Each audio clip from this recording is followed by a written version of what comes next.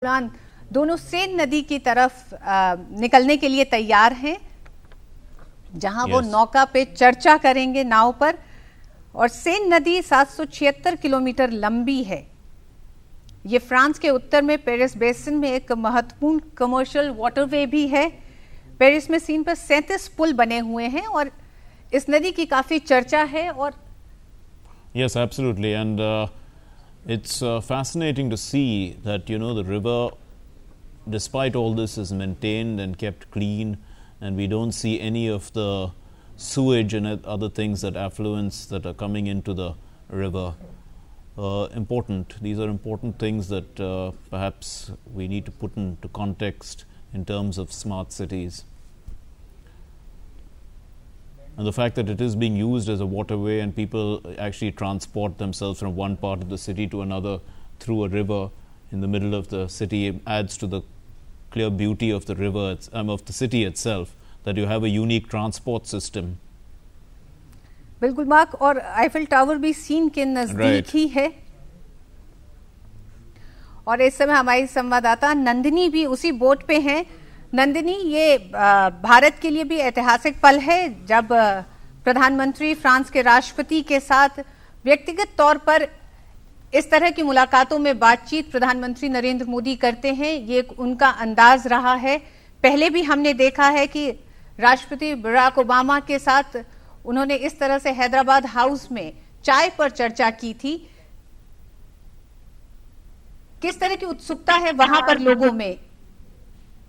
जी बिल्कुल, जो है हम देखते आए हैं कि प्रधानमंत्री इस तरह से जो है अंतर्राष्ट्रीय जो लीडर्स हैं उनके साथ एक 1-to-1 जो है वो संबंध स्थापित की कोशिश रहती है।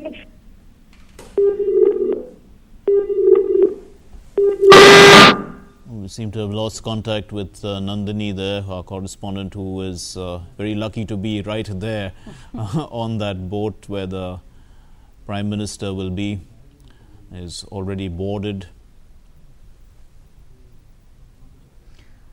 मार्क, वैसे तो आप हिंदी फिल्में शायद ही देखते हो, लेकिन 1960 के दशक की बॉलीवुड की ब्लॉकबस्टर थी एन इवनिंग इन पेरिस, उसकी शूटिंग भी यहीं पर हुई थी।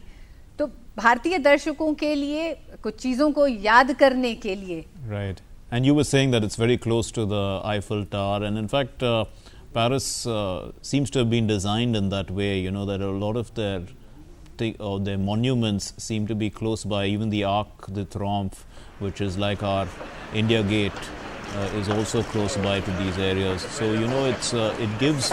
it's perfectly designed for tourism, and they have a very good underground railway system. So in fact France receives so many tourists, much more than India does. And it's a much smaller country when you think of it. And India has so much more to show people in terms of our ancient heritage. But people just go there to see all this, And Paris is a city which receives a huge number of tourists only because the way it's designed. And there you are, you can see the Eiffel Tower in the background.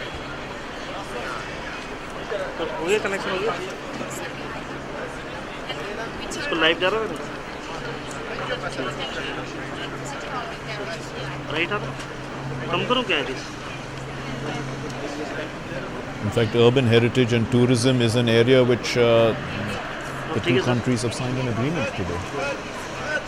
और ये देखिए railway को लेकर भी agreement पे sign हुआ है, जिसमें कि सिर्फ रेलवे में।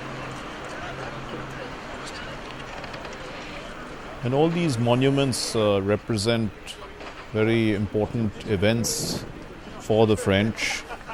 As the French president was telling us that the country achieved its democracy through a revolution. And the revolution stood for liberty and fraternity. And the Statue of Liberty, which was then sent and built in New York, is actually a replica of it, is right there. It's close to the Eiffel Tower. A replica of the Statue of Liberty. So everything is there in that same area.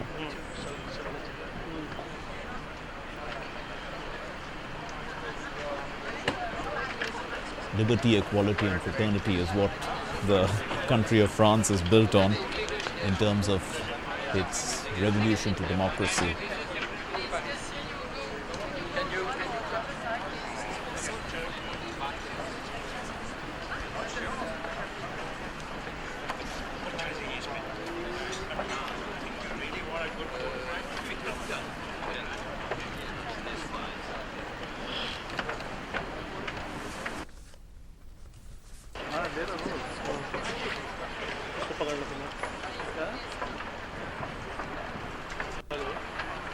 This is an interesting backdrop where we can see the two leaders, and just behind them is the Eiffel Tower. Eiffel Tower.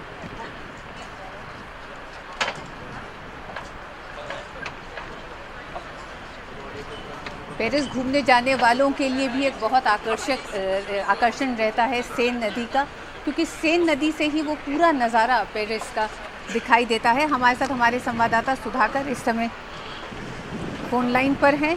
Sudhakar, जिस तरह से आज समझौते हुए हैं ये बहुत ऐतिहासिक हैं। जैतापुर को लेकर 6 न्यूक्लियर प्लांट्स पे जो समझौता हुआ है, इसकी काफ़ी उम्मीद भी लगाई जा रही थी और इस पे बड़ी सारी संशय भी थी इस पूरे दौरे की शुरुआत से ही।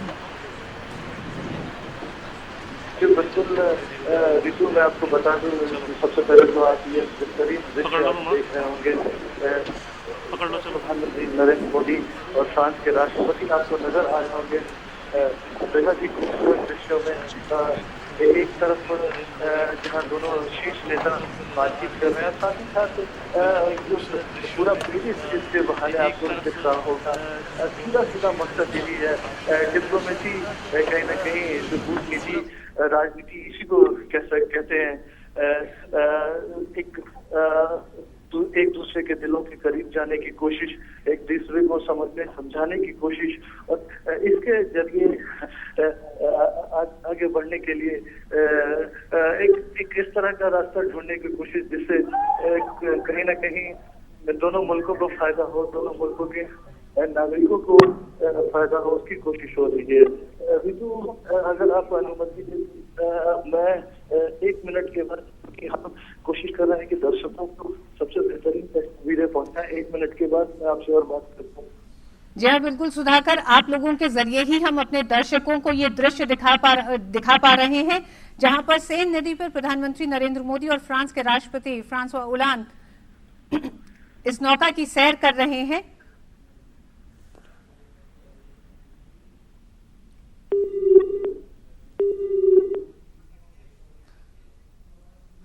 सुधाकर से संपर्क हमारा अभी कट गया है। उसका कारण ये भी हो सकता है कि सेन नदी में जैसे जैसे नाव आगे बढ़ रही है और पानी के जरिए सैटेलाइट के कनेक्शन कई बार नहीं भी बनते हैं, वो भी एक कारण है जिसकी वजह से हम सुधाकर से नहीं बात कर पा रहे हैं। लेकिन आप देख रहे हैं कि ये दृश्य इतना बेहद खूबसूरत है, जिसमें पीछे एफिल टावर दिखाई दे रहा है और सेन नदी पे इस समय वो प्रधानमंत्री नरेंद्र मोदी, राष्ट्रपति ओलांद के साथ और उनके मंत्रीगण के कुछ और लोग भी साथ में हैं। Foreign Minister of France, in fact, speaking to the Prime Minister and describing the situation to him, Mr. Laurent Fabius, the Prime Minister waving out to crowds. And the boat is moving, so there may be a little disturbance in the visual as a result of that. And there are another boat passing them. उस नदी में जितनी नावें और निकल रही हैं, उनके लिए भी एक ये पूरा आकर्षण का केंद्र है, जहां वो 2 राष्ट्र के बड़े नेताओं को एक साथ देख रहे हैं। सुधाकर, जैसा कि हम कह रहे थे कि प्रधानमंत्री नरेंद्र मोदी की फॉरेन पॉलिसी का ये बड़ा अहम हिस्सा देखा जाता है, जहां वो व्यक्तिगत रूप से दूसरे देश के नेता के साथ मिलते हैं और बात करते हैं। लेकिन ये वाला जो दृश्य है ये थोड़ा सा अलग है। नरेंद्र मोदी ने जब चीन के राष्ट्रपति शी जिनपिंग की पिछले सितंबर में मेज़बानी अहमदाबाद में साबरमती नदी के किनारे की थी, तो दोनों नेता नदी के किनारे अकेले थे। और ऐसा ही कुछ हमने अमेरिका के राष्ट्रपति बराक ओबामा की यात्रा में भी देखा था, जब हैदराबाद हाउस के लॉन में ये दोनों ही नेता चाय पे चर्चा कर रहे थे। इस बोट में कितने लोग हैं और कौन कौन सवार हैं इस समय? बिल्कुल कह सकते हैं कि इस बोट में प्रधानमंत्री नरेंद्र मोदी। सुधाकर, जी बताइए सुधाकर। बिल्कुल आप तस्वीरों में देख पा रहे होंगी प्रधानमंत्री नरेंद्र मोदी और फ्रांस के राष्ट्रपति को, और उसके पीछे एफएल टावर की तस्वीरें, विश्व प्रसिद्ध एफएल टावर। और ये एक ऐतिहासिक मौका भारत फ्रांस संबंधों को लेकर भी खास तौर पे कह सकते हैं। और जिसके तौर पे जिसका जिक्र आप कह रही थी, एक पर्सनल टच जो नरेंद्र मोदी चाहे वो देश नीति हो या विदेश नीति उसमें देते हैं, वो पर्सनल टच कहीं न कहीं नागरिकों के लिए होता है, चाहे वो भारत के नागरिकों की बात हो या फ्रांस के नागरिकों की बात हो, उन नागरिकों की तरक्की के लिए जो एक सूत्र में जुड़ने की कोशिश, एक साथ खड़ा होने की कोशिश, इकट्ठा आगे बढ़ने की कोशिश ये दिखाई देती है। और जिस तरह की आत्मीयता आप देख पा रहे होंगे, उससे कहीं ना कहीं ये भरोसा आप सबको हो जाना चाहिए कि एक वास्तव में भारत फ्रांस संबंधों की संबंध एक नई ऊंचाई पर जाने वाले हैं, पहुंच चुके हैं। आज जिस तरह के समझौते हुए,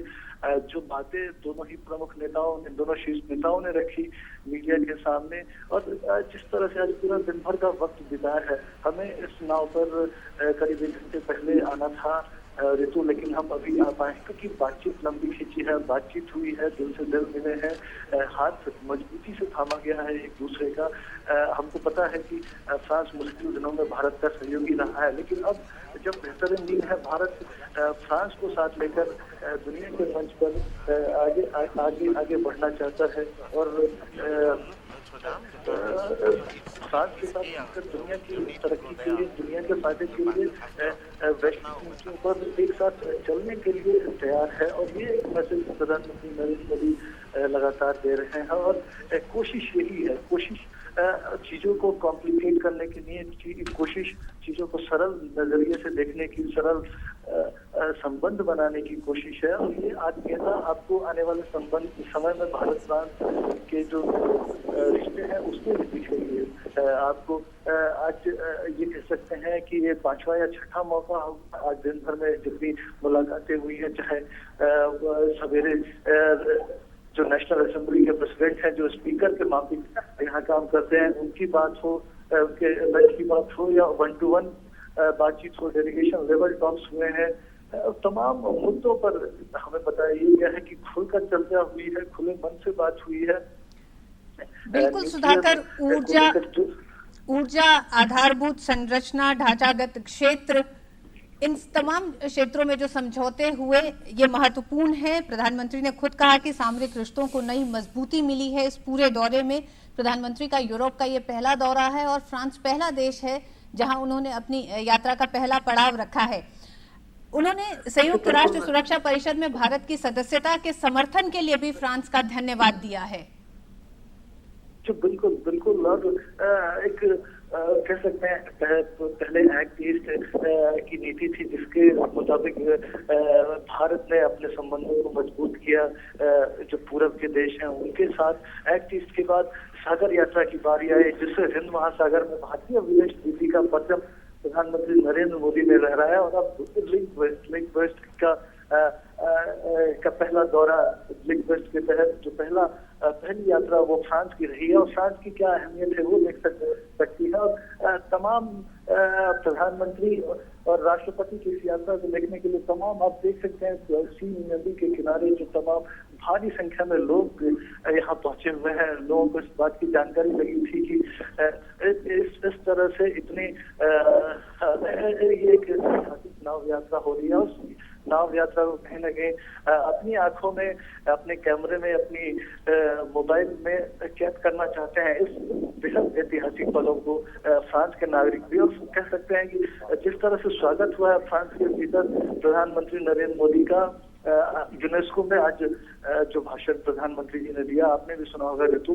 और उस समय उस वक्त माहौल कहीं भी कभी भी ऐसा नहीं लग रहा था कि भारत से बाहर है, हम पेरिस में है, एक भारत में माहौल बन गया था। और प्रधानमंत्री नरेंद्र मोदी के नाम को लेकर लगातार नारे लग रहे थे। तो जिस तरह से वैश्विक नेता के तौर पर प्रधानमंत्री उभरे हैं पिछले 9-10 महीनों में, जिस तरह से विदेश नीति को उन्होंने एक नई धार दी है, उससे कह सकते हैं कि एक भारत की छवि दुनिया के भीतर उसको मजबूत बनाने में मदद मिली है। और भारत को एक ऐसे मुल्क के तौर पे देखा जाने लगा है जो वैश्विक नीतियों में गहरी ठोस भूमिका निभा सकता है। और ये प्रधानमंत्री मोदी जी के नेतृत्व का कमाल आप देख सकते हैं। जी सुधाकर, जिस तरह से आपके जरिए हमारे दर्शक भी देख पा रहे हैं, हम भी देख पा रहे हैं, 2 राष्ट्र अध्यक्ष एक साथ जिस तरह से मिल रहे हैं और जिस तरह से ये नाव पे पूरी सेन नदी का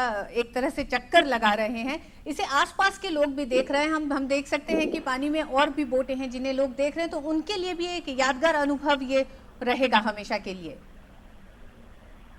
बिल्कुल एक बेहद यादगार अनुभव सीन नदी में पेरिस के भीतर हमें बताया गया कि कम से कम 36 या 37 पुल बने हुए हैं और तमाम कम से कम 4 पुल हम पास कर चुके हैं। लेकिन जो पुल भारत फ्रांस की दोस्ती का प्रधानमंत्री नरेंद्र मोदी और फ्रांस के राष्ट्रपति होलंदे ने बनाया है, ये पुल बहुत मजबूत है। आने वाले दिनों में ये पुल जो भारत और फ्रांस की दोस्ती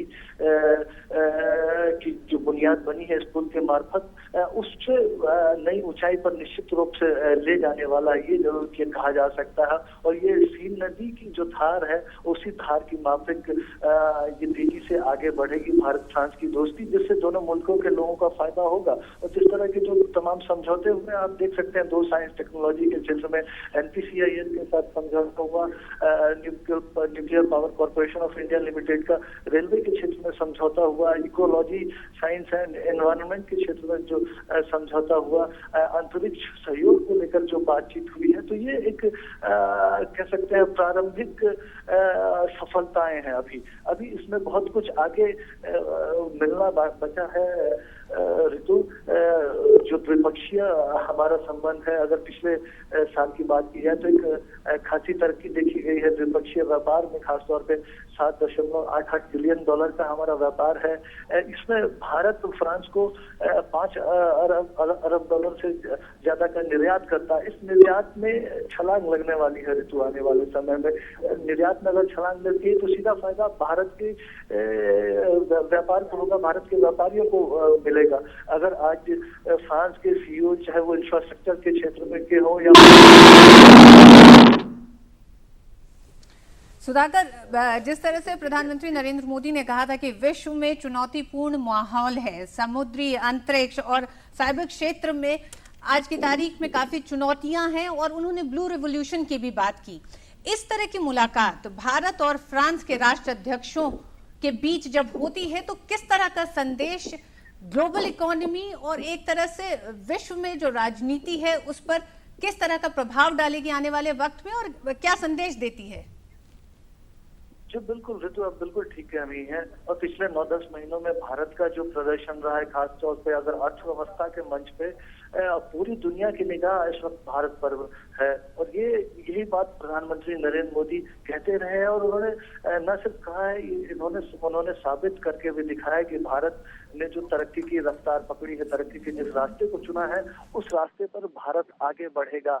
भारत आगे बढ़ेगा जिसका फायदा सीधे तौर पे न सिर्फ एशिया को मिलेगा बल्कि पूरी दुनिया को उसका फायदा मिलने वाला है। सशक्त भारत का मतलब एक दुनिया को भी उससे ताकत मिलती है। तो इसलिए ना सिर्फ हिंद महासागर, ना सिर्फ ईस्ट के देश, ना सिर्फ अटलांटिक के देश, ना सिर्फ पैसिफिक रीजन के देश, ना सिर्फ यूरोप, ना सिर्फ अमेरिका, पूरी दुनिया की नजर भारत पर है। और फ्रांस के राष्ट्रपति इस बात को समझते हैं, और फ्रांस पुराना चूंकि भारत का दोस्त रहा है, तो उस सहयोग को अब गाढ़ा करने की, उस सहयोग को एक नई जमीन देने की, उस ऐसी जमीन जिस पर जो फसल उगाई जाए, उस फसल को दोनों ही देश के नागरिकों के फायदे के लिए काटा जा सके। तो ये कोशिश है इस बातचीत के बहाने। 2 दिन की फ्रांस की प्रधानमंत्री नरेंद्र मोदी की यात्रा है। आज पहला दिन है, लेकिन पहले दिन में जिस मुकाम पर पहुंचे हैं, जिस तरह से चीजें आगे बढ़ी हैं, बहुत बेहतर भविष्य की कामना उम्मीद जरूर की जा सकती है। सुधाकर, 26/11 के हमले और या 9/11 के जो अमेरिका में जो हमला हुआ था, उससे पहले आतंकवाद को लेकर विश्व में शायद वो रुख नहीं था जो भारत का हमेशा से रहा है। लेकिन अब पिछले कुछ समय में देखा है कि आतंकवाद जिस तरह से फैला है पूरे विश्व में, और हाल ही में फ्रांस में शार्ली हेब्दो वाली जो घटना हुई, उसके बाद आतंकवाद पे भी अंतर्राष्ट्रीय मंच पे ये सारे देश नजदीक आते दिखाई दिए हैं, जिसमें आज प्रधानमंत्री ने बहुत साफ कहा कि आतंकवाद को लेकर एक व्यापक रणनीति तैयार करने में भी फ्रांस उनका साझीदार होगा। जी बिल्कुल बिल्कुल। और भारत आतंकवाद के मोर्चे पर जिस तरह से लड़ाई लड़ता रहा है, भले ही दुनिया को ये समझने में देर लगी, लेकिन अब दुनिया भी भारत की इस बात को शिद्दत से महसूस करता है कि आतंकवाद के खिलाफ सिर्फ लड़ाई एक अकेले मुल्क की लड़ाई नहीं है, पूरी दुनिया की लड़ाई है। और इस बात को प्रधानमंत्री जी नरेंद्र मोदी जी की तरफ से बहुत साफ तौर पे स्पष्ट तौर पे रखा गया है। आज भी इस बात को रखा गया है और काउंटर टेररिज्म के क्षेत्र में फ्रांस हमारा बहुत अहम सहयोगी है। काउंटर टेररिज्म के क्षेत्र में हमारा जॉइंट मैकेनिज्म भी है। कई स्तरों पे हम इंफॉर्मेशन शेयर करते हैं, एक दूसरे की मदद करते हैं। हाल ही में जो फ्रांस में जो आतंकवादी घटना हुई थी, आपको याद होगा, अखबार के जो मैगजीन के दफ्तर पे जो आतंकवादी हमला हुआ था, उस समय भारत में जिस तरह से फ्रांस का हाथ थामा था, उसको लेकर फ्रांस के राष्ट्रपति ने धन्यवाद भी दिया था।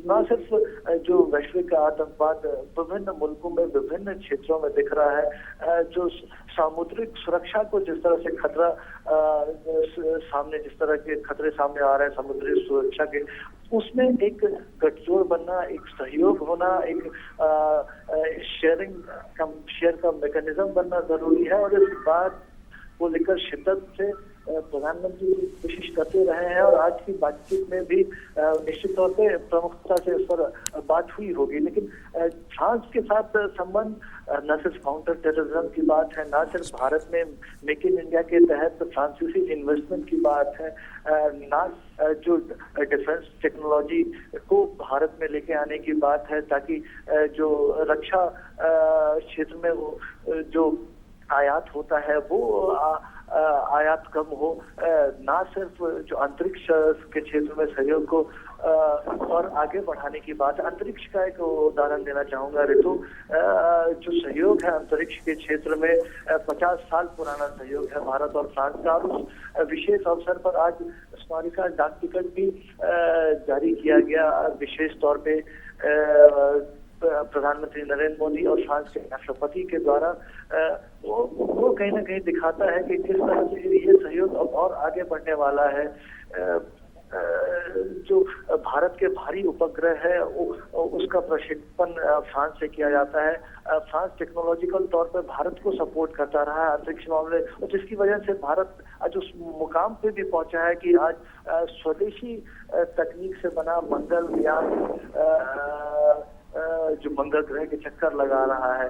तो कहीं ना कहीं ये साझा सहयोग, चाहे विज्ञान की बात हो, राजनीति की बात हो, पीपल टू पीपल कांटेक्ट की बात हो, ये कहीं आगे बढ़ने वाला है। और पीपल टू पीपल कांटेक्ट की जब बात की जा रही है तो अब सीन नदी के किनारे तमाम लोगों को देख सकते हैं, जो काफी देर से हमें ये बताया गया है, इनको क्योंकि समाचार पत्रों में ये जानकारियां सामने आई थी, तो काफी देर से ये तमाम कर रहे थे कब ये नाव की ये यात्रा हो, उनको एक मौका मिले उन शीर्ष नेताओं को देखने का जिन्होंने एक दुनिया की राजनीति में, दुनिया के राजनीतिक मंच पे गहरी भूमिका निभाई है।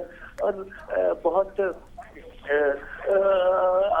सुधाकर, हम काफी लोगों को देख सकते हैं कि आसपास मौजूद हैं, सुरक्षा के भी पुख्ता निश्चित रूप से बंदोबस्त किए होंगे, उसके बावजूद भी काफी लोग आसपास दिखाई दे रहे हैं जो इस पूरे नजारे को देख रहे हैं।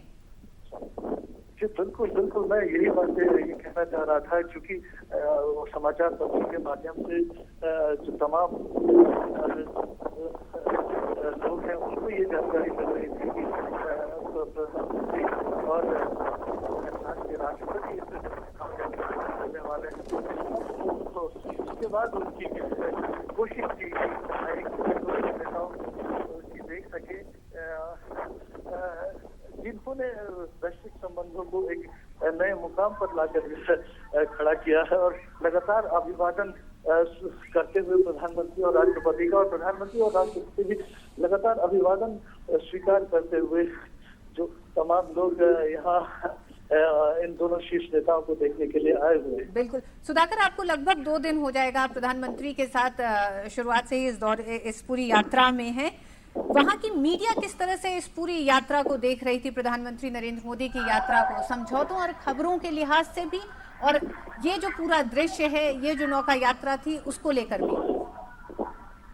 बिल्कुल, किसी को कहीं कोई ये संदेह नहीं रह जाना चाहिए कि आज प्रधानमंत्री नरेंद्र मोदी दुनिया के सबसे सशक्त ताकतवर नेताओं में से है। और जिस तरह की लोकप्रियता आप देख सकते हैं कि फ्रांस के भीतर भी, फ्रांस में इस तरह से कम ही वक्त रहा होगा जब यहाँ की जनता इस तरह से किसी विदेशी नेता के लिए इंतजार कर रही हो, विदेशी नेता के लिए इतने भारी संख्या में। और सीन नदी के दोनों किनारे हमारे कैमरे में अगर दोनों तरफ लेंस होते तो हम दिखा सकते हैं आपको दोनों किनारों पे किस तरह से लोग लगातार नारे भी लगा रहे हैं।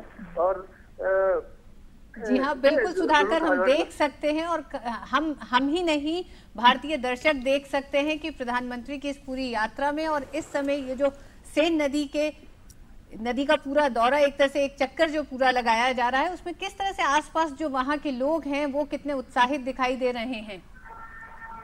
जी बिल्कुल, अभी हम एक सुरंग से गुजरे, जो हम बात कर रहे थे कि कम से कम 36 या 37 पुल है पेरिस के भीतर ही, सीन नदी के भीतर। वो सीन नदी जो 776 किलोमीटर लंबा है और फ्रांस के भीतर, पेरिस के भीतर काफी इसकी एक ऐतिहासिक अहमियत है। एफिल टावर से लेकर जो तमाम जो ऐतिहासिक महत्व के स्थल है इस नदी के किनारे बने हुए हैं और दुनिया भर के सैलानी यहाँ आना चाहते हैं। तो हम एक पुल से गुजर रहे थे, वो सुरंग सा लग रहा था, लेकिन कहीं न कहीं इस नाव यात्रा के बहाने ये एक संदेश देने की कोशिश है दोनों नेताओं की कि मुश्किलों के कितने भी सुरंग आए, अगर साथ मिलकर कोशिश की जाए तो उसको पार किया जा सकता है। तो वो एक मैसेज को आगे ले जाने की कोशिश रहेगी।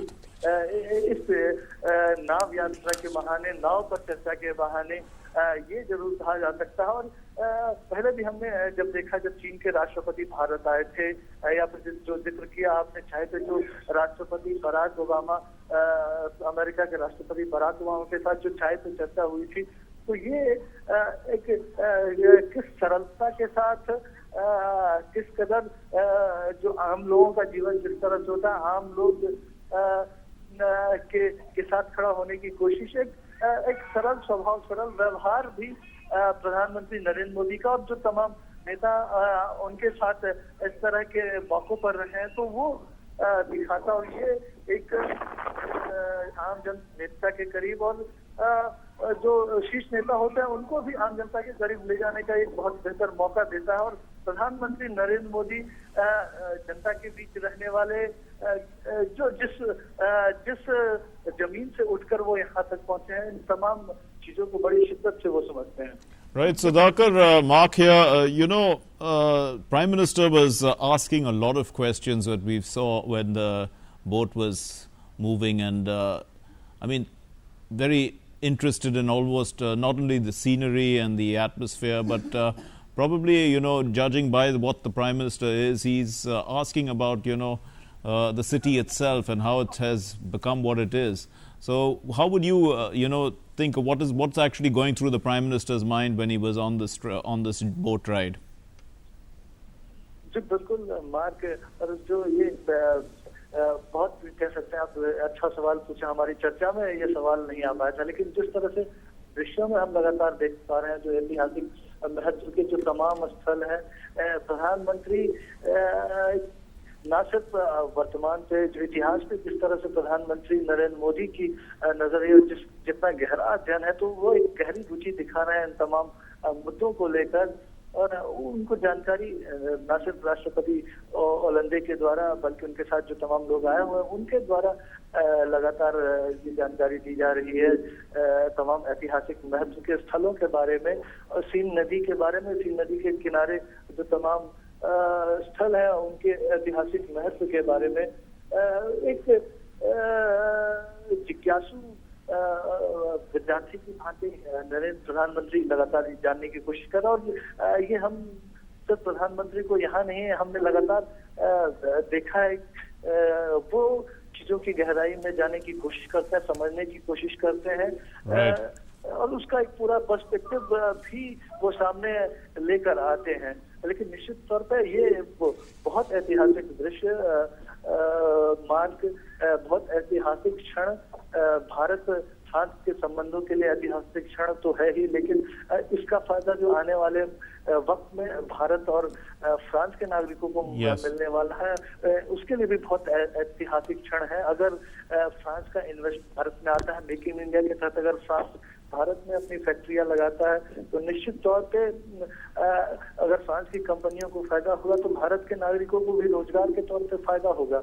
And also, Sudhakar, about the style of Prime Minister Modi, these are all unique methods of diplomacy. And we are seeing that they are receiving reciprocity. We are seeing that the French president seems to be as interested, about this unique style of diplomacy as the Prime Minister is. And are we going to see, this going to be a new feature of diplomacy in the future? Mark अपना सवाल दोहराएंगे फिर से. I was saying Sudhakar, that these are all unique styles of diplomacy that our Prime Minister seems to be bringing to the whole international arena in terms of the methods of diplomacy. We've seen it, right at the time that he sat with we saw it in Xi Jinping's visit here. We also saw with Shinzo Abe when they fed fish together. We saw it with the Chai Pe Charcha moment here in New Delhi. Yes. So what I was asking is that, are we going to see a unique style of diplomacy when leaders now, they will emulate, they will try and make this a practice when they are meeting other leaders as well? जी बिल्कुल mark. और जो unique style है प्रधानमंत्री नरेंद्र मोदी का, जो personal touch देते हैं रिश्तों में और जिस सरलता से वो आगे बढ़ते हैं. अब देखिए, अगर शीर्ष नेताओं के बीच अगर एक पर्सनल केमिस्ट्री रहती है, रिश्तों में एक पर्सनल टच रहता है, एक दूसरे को वो समझते हैं, तो जो नीचे अगर कुछ मुश्किलें आती हैं तो उन मुश्किलों का सामना आसानी से किया जा सकता है. उन मुश्किलों के हल मिनटों में निकलते हैं. और यही हमने देखा, अगर भारत जापान की जो बात की, उन संबंधों की बात की, जिस तरह से प्रधानमंत्री नरेंद्र मोदी और शिंजो आबे के बीच मुलाकात हुई थी, या फिर चीन के साथ जो हमारे रिश्ते पिछले 10-11 महीनों में एक नए मुकाम पर आए हैं और आने वाले हैं, या फिर एक्ट ईस्ट की बात हम कर रहे थे, ऑस्ट्रेलिया की बात कर रहे थे. आप इतनी दूर भी जाने की मार्ग जरूरत नहीं है. अब नेपाल की बात देख लीजिए. प्रधानमंत्री नरेंद्र मोदी 2 बार नेपाल का दौरा करके आ चुके हैं. तमाम सार्क कंट्रीज वो जा रहे हैं, और सार्क कंट्रीज जिस तरह से भारत की ओर बाहें फैला के खड़ा है, जिस तरह से भारत की तरफ से उम्मीद भरी निगाहों से देख रहा है, तो ये एक प्रधानमंत्री नरेंद्र मोदी जी का कह सकते हैं एक पर्सनल स्टाइल ऑफ फंक्शनिंग, और जो डिप्लोमेसी को जो उन्होंने एक नया टच दिया है, जो नई धार दी है उन्होंने, क्योंकि डिप्लोमेसी को उन्होंने सिर्फ विदेश यात्रा नहीं माना है, भारत की एक विकास यात्रा माना है. और इस विकास यात्रा पर प्रधानमंत्री निकले हैं. ये G7 के कंट्रीज हैं, तो निश्चित तौर पे इन कंट्रीज का इन देशों के दौरे का मकसद सीधा व्यापार और निवेश का है. इस बात से इनकार नहीं किया जा सकता है. और व्यापार निवेश भारत को जरूरत है, और भारत को जरूरत है उन तमाम लोगों के लिए जिन लोगों की बात प्रधानमंत्री नरेंद्र मोदी करते रहे हैं, चाहे भारत की गरीबी को कम करने की बात हो, या जिन लोगों के पास वो तमाम संसाधन नहीं है जो संसाधन उनके पास पिछले 60 सालों में होने चाहिए, जिसकी बात प्रधानमंत्री करते रहे, तो उन तमाम लोगों को इसका फायदा मिलने वाला है. और नाव यात्रा काफी फायदा मिलने वाला है. Yes, and Sudhakar, one of the, also when we are trying to interpret some of these events, we see that these moments have particularly taken place with P5 members. We saw it with the Chinese president's visit here to India. We saw it with the US president's visit here to India, and we are seeing it once again, with France, with the Prime Minister and France. Symbolic in a sense, but also significant.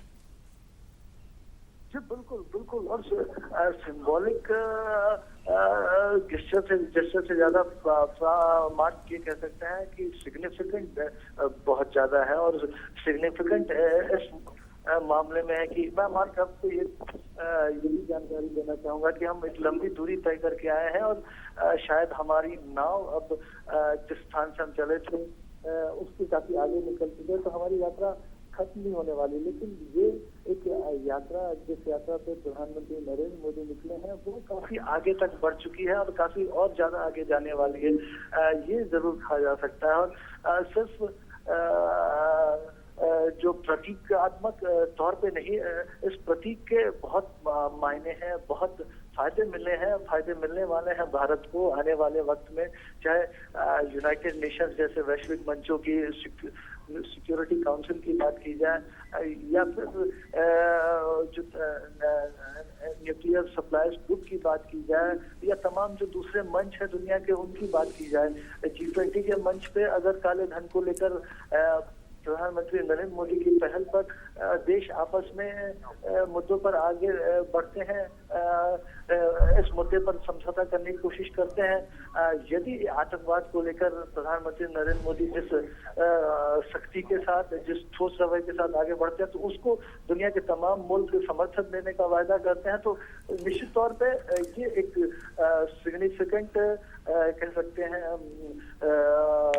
इसका परिणाम। जी सुधाकर, जलवायु परिवर्तन की भी प्रधानमंत्री नरेंद्र मोदी ने बात की और उन्होंने कहा कि ये किसी देश की बल्कि दुनिया के लिए एक बहुत बड़ी चुनौती है और पेरिस में आने वाले समय में एक महत्वपूर्ण सम्मेलन होने वाला है जिसके अध्यक्ष के रूप में फ्रांस कार्बन उत्सर्जन पर विभिन्न पक्षों के बीच में दूरियों को पाटने के लिए सहायक सिद्ध होने वाला है।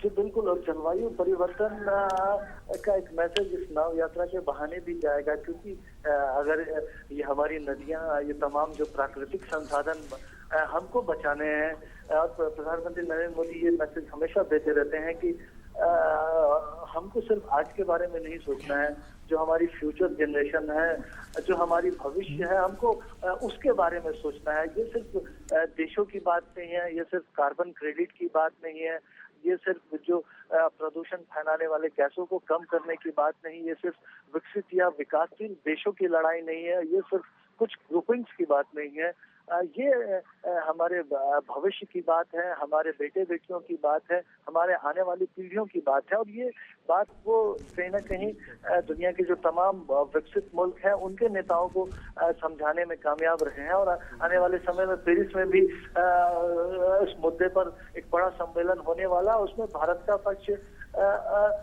उसका समर्थन करते हुए दुनिया के तमाम मुल्क आपको दिखेंगे। आज ये भरोसा दिलाया जा सकता है निश्चित तौर पे, जो प्रधानमंत्री नरेंद्र मोदी और फ्रांस के राष्ट्रपति ओलांदे की जो बातचीत हो रही है और जिस तरह से इकोलॉजी और एनवायरनमेंट को लेकर भी एक समझौता हुआ है, तो ये जरूर एक नतीजा निकाला जा सकता है। ये तो Sudhakar, you have been you've been watching the city itself. How do you like Paris? I mean, what do you see in Paris as a city that is developed, that you feel that, you know, India can emulate? Mark, अगर ईमानदारी से कहें तो प्रधानमंत्री नरेंद्र मोदी जब विदेश यात्राओं पे होती है तो आपने उनका 2 दिन पहले एक दिल्ली के एक बड़े अंग्रेजी दैनिक में उनका इंटरव्यू पढ़ा होगा, और एक टिकट पे 2 जगहों की यात्रा करने जैसी बात उनके द्वारा कही गई थी। निश्चित तौर पे एक उनकी कोशिश होती है कि अगर वो किसी यात्रा पे निकले हैं तो 2 या 3 देशों तक जाए। इस यात्रा पर फ्रांस के बाद जर्मनी जाने वाले हैं, उसके बाद कनाडा जाने वाले हैं। कनाडा 1973 के बाद द्विपक्षीय वार्ता के लिए 42 साल बाद यानी 42 इयर्स के बाद कोई भारतीय प्रधानमंत्री वहां जाएगा, वो होंगे प्रधानमंत्री नरेंद्र मोदी। तो निश्चित तौर पे उनके कार्यक्रम काफी व्यस्त होते हैं, तो इस वजह से हमें पेरिस उस तरह से देखने का मौका नहीं मिला, लेकिन इस नाव यात्रा की वजह से निश्चित तौर पे मार्क ये एक मौका मेरे हाथ जरूर लगा है। एफिल टावर हो या नोट्रे डेम कैथेड्रल जो यहाँ का प्रसिद्ध चर्च है उसको देखने की बात हो, या जो तमाम ऐतिहासिक महत्व की जगह है उसको देखने की बात हो, तो प्रधानमंत्री जी की यात्रा को कवर करने की वजह से आज सीन नदी के इस नाव यात्रा की वजह से मुझे भी ये मौका मिल पा रहा है। बात सुधाकर, ये भी जानना चाहेंगे इस नदी के दोनों तरफ के जो इलाके हैं ये रिहायशी इलाके हैं क्या? जी जी बिल्कुल बिल्कुल, रिहायशी इलाके भी हैं और ऐतिहासिक महत्व के इलाके भी हैं, और खास तौर पे जो फ्रांसीसी क्रांति के बाद जो कॉलोनीज बनी थी, जो इमारतें बनी थी, बहुत पुराने इमारत भी यहाँ देखे जा सकते हैं, पाए जा सकते हैं। एफिल टावर की बात होती है तो ऋतु फ्रांसीसी क्रांति के 100 साल पूरे होने के मौके पर एफिल टावर का निर्माण किया गया था। और इस तरह की कई प्रसिद्ध इमारतें इस जगह पे हैं, लेकिन निश्चित तौर पे जो पूरा एम्बियंस कह सकते हैं कि ये लोगों को निश्चित तौर पे एनर्जी प्रदान करता है। और जिस तरह से इस सीन नदी को संवार कर रखा है फ्रांस ने, निश्चित तौर पर प्रधानमंत्री नरेंद्र मोदी की भी नजर रहेगी। मुझे याद है कि जब चीन के राष्ट्रपति आए थे अहमदाबाद, तो इसी तरह का रिवर फ्रंट नरेंद्र मोदी जब गुजरात के मुख्यमंत्री थे तो उन्होंने निर्माण किया था। और वो रिवर फ्रंट आज भी काफी सैलानियों को आकर्षित करता है अहमदाबाद में। उसी तरह की नजर प्रधानमंत्री नरेंद्र मोदी को गंगा से है, यमुना से है। गंगा सफाई अभियान के लिए वो लगातार कोशिश कर रहे हैं। जमीनी मुश्किलें प्रधानमंत्री समझते हैं। प्रधानमंत्री जो दिक्कतें आने वाली हैं इन बड़े कामों में वो समझते हैं, लेकिन इससे वो पीछे हटने वाले नहीं है। मैं आपको एक उदाहरण जरूर देना चाहूंगा कि जब स्वच्छ भारत अभियान की बात होती थी, वो बनारस गए। बनारस में उन्होंने 80 घाट की सफाई का बीड़ा उठाया था। बहुत जानकारी मिली, कई लोगों का ये कहना था जो स्थानीय नेता थे कि नहीं, ये बहुत आसान काम नहीं है। तो प्रधानमंत्री की तरफ से यही जवाब आया था कि शीर्ष नेतृत्व अगर आसान कामों को हाथ में लेने लगे तो फिर उसको शीर्ष पर रहने का क्या फायदा, उसका कोई मतलब नहीं होता है। तो निश्चित तौर पे भारत के सामने कई चुनौतियां हैं, कई मुश्किल काम है, और उन चुनौतियों को मिलजुल कर आगे बढ़ने से, साथ काम करने से कहीं ना कहीं वो चुनौतियां आसान जरूर होंगी। हमने देखा भी है उनकी पहल पर जो तमाम पिछले 10 महीने में काम हुआ है, तो जो वो नतीजे सामने आ रहे हैं, तो उससे ये आशा जरूर बनती है। और ऋतु, हमें ये जानकारी दी जा रही है कि जो नाव है वो बहुत किनारे पहुंचने वाली है, लेकिन एक भारत फ्रांस संबंधों की बात करें तो प्रधानमंत्री और राष्ट्रपति इसको सुरक्षित किनारे पर लेके जाने वाले हैं। और ये तस्वीरें हम यही रोकना चाहेंगे। ऋतु, आपसे एक विनती भी करेंगे। जी हाँ, बिल्कुल सुधाकर, आपके जरिए हमने और भारत के तमाम दर्शकों ने सेन नदी का नजारा भी देखा, और साथ ही उसके इर्द गिर्द जितनी फ्रांसीसी आर्किटेक्चर की खूबसूरत इमारतें हैं उसको भी देखने का एक मौका मिला भारतीय दर्शकों को।